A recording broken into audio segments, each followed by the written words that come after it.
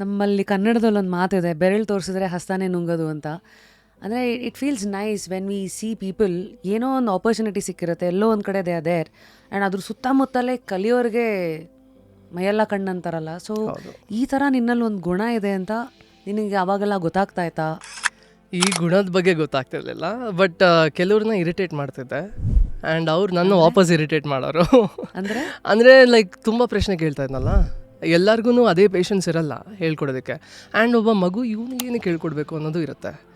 But one incident was, ಒಂದು cinema shoot ಮಾಡುವಾಗ ದೇವರ್ ಲೈಕ್ ಕಿಶನ್ ಬಾಯ್ಲಿ ಈ ಶಾರ್ಟನ್ನು ತೆಗಿಬೇಕು, ಯಾವ ಥರ ತೆಗೆಯೋದು ಅಂತ. ಆಮೇಲೆ ನಾನು ಹೇಳಿದೆ, ಅಂಕಲ್ ಏನಿಲ್ಲ, ಕ್ರೇನ್ ಮೇಲಿರಲಿ ಕ್ಯಾಮ್ರಾ, ಹಾಗೇ ಡೌನ್ ಆದರೆ ಅವ್ರಿಗೆ ನಡ್ಕೊಂಬರಲಿ ಆ ಮೆಟ್ಲು ಇಳ್ಕೊಂಡು, ಆಮೇಲೆ ಅಲ್ಲಿ ಅವ್ರದ್ದೇನು ಡೈಲಾಗ್ ಕಾನ್ವರ್ಸೇಷನ್ ಇದೆ ಅದು ನಡೆಯುತ್ತೆ ಅಂತ. ಅವ್ರನ್ನ ನನ್ನ ಕಳಿಸ್ಬಿಟ್ಟು ನಗಾಡೋರು. ಆ್ಯಂಡ್ ಏನಾಯಿತು ಅಂದರೆ ಸರ್ಪ್ರೈಸಿಂಗ್ಲಿ ಆ ಸಿನಿಮಾ ಪ್ರೀಮಿಯರ್ ಟೈಮ್ನಲ್ಲಿ that DOP called my dad, ಈ ಶಾರ್ಟ್ ನೋಡಿದ್ರಾ, ಅದು ನಿಮ್ಮ ಮಗ ಹೇಳಿದ್ದು ಅಂತ. ಸೊ ಎಷ್ಟೊಂದು ಜನಕ್ಕೆ ಗೊತ್ತಿತ್ತು ದಟ್ ಇವನು like is really fast at learning things, picking up things.